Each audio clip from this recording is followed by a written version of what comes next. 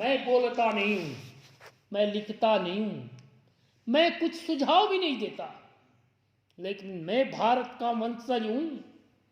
मैं अच्छे राहों पर चलने का प्रयास करता हूं। मेरा भारत आतंकवाद से मुक्ति हो, मेरा भारत चीन से मुक्ति हो, मेरा भारत पाकिस्तान से मुक्ति हो, मेरा भारत बांग्लादेश से मुक्ति हो। वो सारे विदेश के लोग जो भारत पर एक वजूद बनाना चाहते हैं, वो वजूद बनने वाला नहीं है, वह वजूद बनेगा नहीं।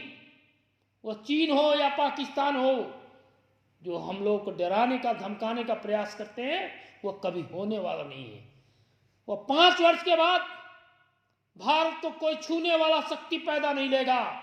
वो अमेरिका हो या चीन हो, कोई शक्ति पैदा नहीं ले सकता है कि भारत के अंदर अपना कोई शरण नहीं ले सकता है। वह भारतवर्ष होगा, वह भारत देश होगा, वह आर्यावर्त देश होगा, वह मातृभूमि मेरी भारत होगी। हमें विश्वास था, हमें आशा थी, हमें लगन से भावना से देश के कर्मदाता, देश के कर्मवीर काम कर रहे थे राष्ट्रवाद के लिए। अटल जी का सपना देखा था। राम मंदिर के लिए आंदोलन जब चल पड़ा था तो अटल जी ने कहा कि जब भारतीय जनता पार्टी ने अगर समर्थन कर दिया तो मैं हटकर भी हूं, तो मैं भारतीय जनता पार्टी के साथ हूं और मैं राम मंदिर के समर्थन करता हूं। और वह राम मंदिर किसी को विश्वास नहीं था, वह किसी को धारा 370 विश्वास नहीं था, वह धारा 370 विश्वास नहीं था, 3 तलाक विश्वास नहीं था।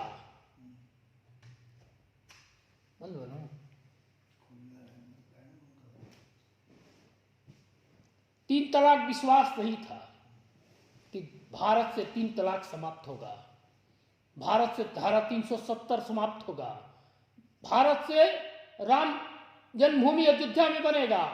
ये किसी भी वर्ग को, किसी भी समुदाय और किसी भी संप्रदाय को विश्वास नहीं था।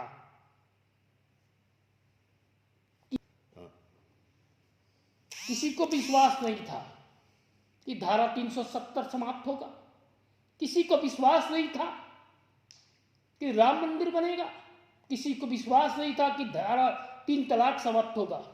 लेकिन यशस्वी देश के प्रधानमंत्री ने, जो कर्मदाता है, कर्म पुरुष है, अगर भारत इतिहास के पन्नों में हम लोग पढ़ते थे किसी व्यक्ति का नाम, तो स्वामी विवेकानंद थे। और आज भारत के अंदर हम वर्तमान परिवेश में देख रहे हैं कि अगर स्वामी विवेकानंद का भी दूसरा स्वरूप अगर भारत के अंदर देखा जाए तो वह नरेंद्र मोदी है। वह नरेंद्र मोदी ने धारा 370 समाप्त किया। जो पत्थर फेंकते थे कश्मीरी, जो वहां के वंशज थे, जो वहां के मातृभूमि पर रहने वाले थे, वो कोई आतंकवादी नहीं थे, लेकिन पाकिस्तान के लोग उनको पैसे देकर अपने देश के प्रति कठोरता बनाना वैसा प्रयास करते थे कि तुम पाकिस्तानी हो और कश्मीर पाकिस्तान का अंग है। वैसे लोगों को पैसा देकर हमारे देश के सीमा पर काम करने वाले सैनिकों पर प्रतिदिन हमला होता रहा। और वह देश का प्रधानमंत्री नरेंद्र मोदी ने 20,000 नौजवानों को वहां खड़ा कर और धारा 370 को 5 अगस्त 2019 को लागू किया। राम मंदिर को कोई विश्वास नहीं करता था, कहता था कि भाजपा जब आती है चुनाव में तो सत्ता में आने के लिए राम मंदिर का ढिंढोरा पीटती है। लेकिन ऐसा नहीं, भाजपा ने तय किया था कि जिस दिन हम सत्ता के संघर्ष में आ जाएंगे, जिस दिन मेरी सत्ता बहुमत में आ जाएगी, हम अकेले बल पर चुनाव लड़ सकते हैं, अकेले बल पर जिस दिन हम सरकार बना लेंगे, वह दिन राम मंदिर अयोध्या में होगा।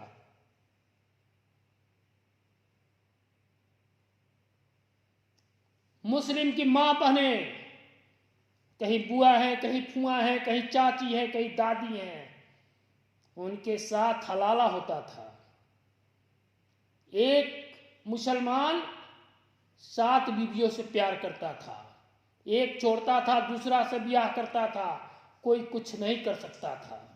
उनकी यह प्रथा थी, और यह प्रथा को किसने खत्म किया? देश के यशस्वी प्रधानमंत्री ने तय किया कि एक व्यक्ति एक शादी, एक व्यक्ति एक शादी, वो हो हिंदू हो या मुसलमान, सिख हो या ईसाई।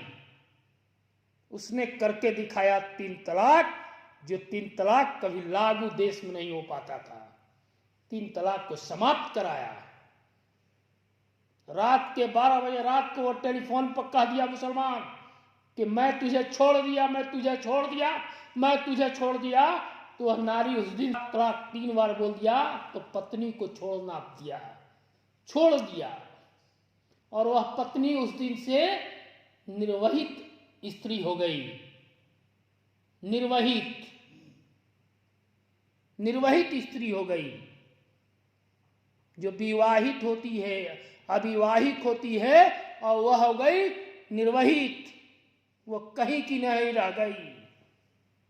वह ऐसा मुसलमानों का कारनामा था।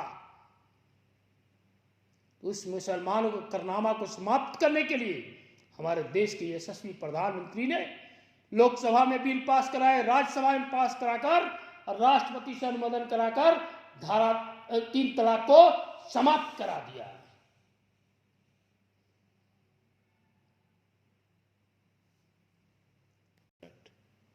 जिन लोगों को विश्वास नहीं था, हम शौचालय महिलाएं हमारे घर के बाहर करती थी ग्रामीण क्षेत्रों में, उनको घर घर में शौचालय बनाने के लिए यशस्वी प्रधानमंत्री ने 12-12 हजार रुपया का योजना दिया कि हर घर में शौचालय होगा। उजाला योजना के अंतर्गत जिन गृहिणियों के घर में गैस सिलेंडर नहीं था, उनके पास गैस पहुंचाने का काम किया। और यही रही, लॉकडाउन का समय जो था, गैस मुफ्त में दिया गया। ठीक है, लॉकडाउन के समय राशन मुफ्त में दिया गया, अनाज मुफ्त में दिया गया। और 500-500 रुपए जिनको जनधन योजना में खाता था, उनको सरकार ने घर भेजने का काम किया, उनके अकाउंट में भेजने का काम किया। और मैं बहुत नहीं कुछ कहना चाहता हूं कि मुझे आशा और विश्वास है कि हम कार्यकर्ता है, हम संपन्न कार्यकर्ता नहीं है, एक छोटा मोटा कार्यकर्ता के रूप में मैं भारतीय जनता पार्टी का कार्यसेवक बनकर मैं काम करता हूं। मुझे आशा है, विश्वास है। कभी लोग कहते हैं कि आप चुनाव क्यों नहीं लड़ते? मैंने कहा कि मैं चुनाव लड़ने के लिए नहीं आया हूं, मुझे चुनाव की कोई अरमान नहीं है। मुझे चुनाव का टिकट मिले या नहीं मिले, मैं भारतीय जनता पार्टी का सिपाही हूं, और भारतीय जनता पार्टी के सिपाही के रूप में मैं काम करूंगा। अभी अमरेंद्र प्रताप सिंह यहां से चुनाव जीते, आरा विधानसभा से।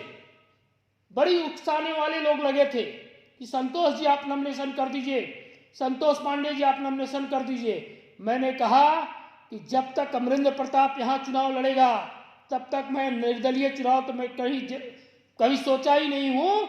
लेकिन पार्टी जिस दिन टिकट देगी, उस दिन मैं चुनाव लड़ने पर भी विचार करूंगा। और जब तक अमरेंद्र प्रताप यहाँ चुनाव लड़ेंगे, मैं निर्दलीय नॉमिनेशन करने वाला प्रत्याशी नहीं हूं। मैं भाजपा का सिपाही हूं, मैं भाजपा का सिपाही हूं। देश का प्रधानमंत्री जो तय करेगा और भारतीय जनता पार्टी जो तय करेगी, मैं उसके साथ हूं, उसके मैं साथ हूं, साथ रहूंगा।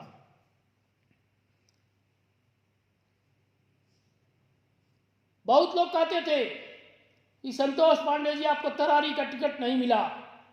मैंने कहा कि तरारी में मैंने काम किया जरूर हूं, लेकिन पार्टी का जो विचार है, पार्टी ने जो तय किया है, पार्टी ने जो निर्णय लिया है, पार्टी ने जो फैसला किया है कि वहाँ ईमानदार छवि का व्यक्ति कौशल विद्यार्थी जी हमारे मित्र हैं, बड़े भाई के रूप में हैं, उनको टिकट मिला है।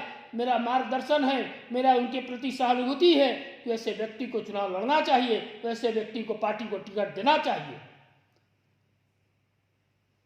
मैं अमरेंद्र प्रताप सिंह का